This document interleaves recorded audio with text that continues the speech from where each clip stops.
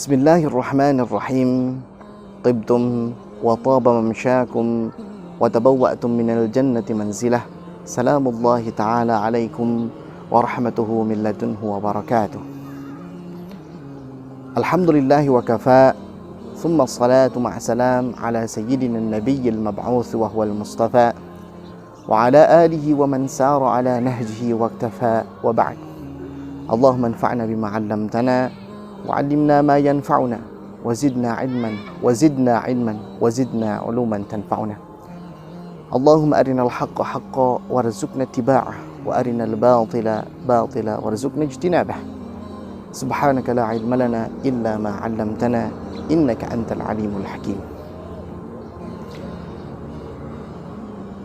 Sahabat Kalam Hikmah dimanapun Anda berada, pertama mari kita memanjatkan kesyukuran kehadirat Allah Subhanahu wa Ta'ala atas berbagai limpahan nikmat dan karunia, sehingga kita bisa berjumpa lagi dalam serial lanjutan dari edisi Kalam Hikmah Pondok Pesantren Bina Insan Madani.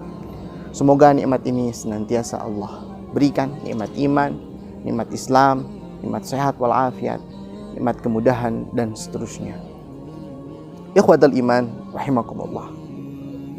Kita mendengar sebuah ungkapan yang sering yang familiar di kalangan kita, bahwasanya mengatakan kejujuran adalah gerbang segala keselamatan.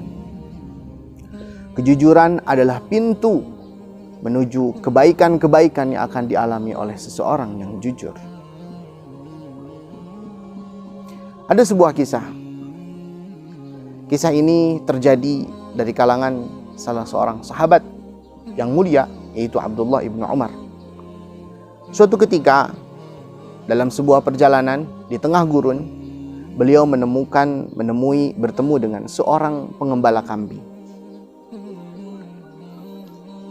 Pengembala kambing ini sedang sibuk mengurusi gembalaannya.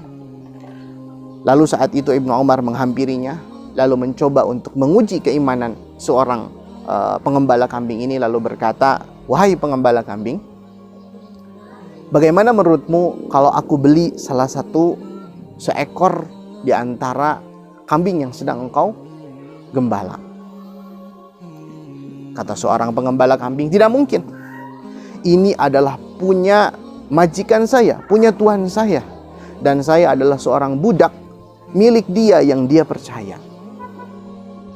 Terus kata Ibnu Umar, "Kan engkau bisa saja mengatakan kepada tuanmu bahwasanya salah satu ekor kambing itu dimakan hewan buas, dimakan serigala. Kau bisa saja mengarang seperti itu." Lalu reaksi yang diberikan oleh si pengembala kambing di luar dugaan Ibnu Umar. Dia seketika itu badannya terlihat seperti menggigil, menunjukkan penuh keimanan dan ketakutan kepada Allah Subhanahu wa Ta'ala. "Wahai Tuan, jika aku berkata demikian, berbohong kepada Tuanku, lalu apa yang bisa aku katakan kepada Tuhan, kepada Allah Subhanahu wa Ta'ala, di mana di saat itu al-yauma nakhtimu ala afwahihim wa tukallimuna aydihim wa tashhadu arjuluhum bima kanu yaksibun." Di saat itu di hadapan Allah Subhanahu wa Ta'ala, mulut digembok, mulut dikunci, tangan berbicara, dan kaki memberikan kesaksian. Apakah saya mungkin berbohong di hadapan Allah?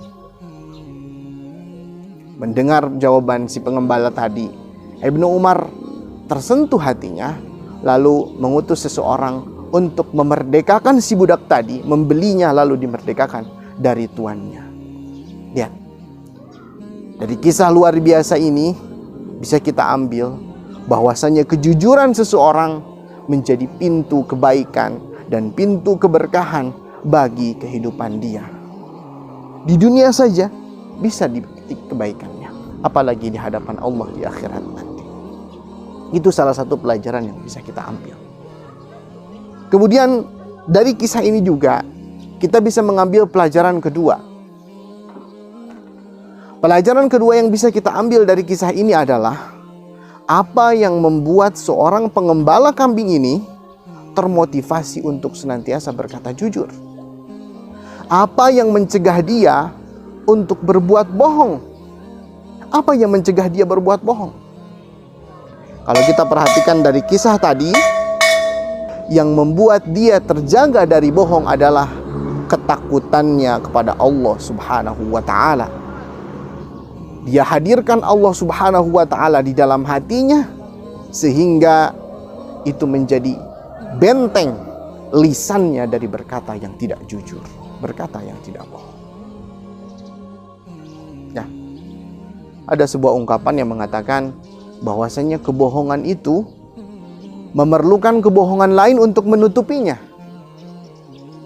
Perkataan dusta di suatu ketika, di suatu hari, memerlukan kebohongan dusta di hari lain untuk menutupi kebohongan di hari tersebut.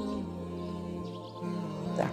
Dan orang yang berbohong menunjukkan bahwa dirinya itu lemah, tidak percaya pada dirinya sendiri, tidak sanggup untuk bertanggung jawab atas apa yang dia lakukan, dan lebih mementingkan omongan orang daripada ketenangan di dalam hatinya.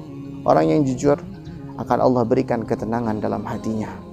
Jujur, berkata benar dalam 3 hal, ya, fil aqwal, dalam ucapan-ucapannya, fil af'al, dalam tindakan-tindakannya, fil hal, dalam hatinya, dalam batinnya, dalam jiwanya. Jujur, perkataannya sesuai dengan apa yang dia lakukan. Jujur, pekerjaannya, perkataannya sesuai dengan realita yang terjadi. Dan jujur ketika dia sepenuh keimanan, senantiasa takut kepada Allah Subhanahu wa ta'ala, dan tidak pernah berkata bohong. Mudah-mudahan Allah senantiasa berikan taufik kepada kita, melimpahkan pertolongannya, sehingga kita dalam berbagai kondisi, dalam berbagai keadaan, senantiasa berkata, berbuat secara jujur dan tidak bohong. Jujurlah, meskipun dengan jujur kita akan patah, tapi ketahuilah, sungguh patah itu berada dalam ridho Allah Subhanahu wa ta'ala. Bohong, meskipun sekilas seolah-olah kita merasa aman dan nyaman, tapi ketahuilah, pengadilan Allah Subhanahu wa ta'ala tidak bisa dikelabui, dan kita akan menelan keburukan sebagai buah dari kebohongan yang kita lakukan. Semoga kita terhindar, dan semoga Allah melimpahkan kita kemampuan untuk berkata, berbuat, dan bersikap jujur. Barakallahu li walakum. Mudah-mudahan ada manfaatnya. Benarnya dari Allah Subhanahu wa ta'ala, salahnya, kurangnya karena keterbatasan Al-Fakir sendiri. Astaghfirullah li walakum. Assalamualaikum warahmatullahi wabarakatuh.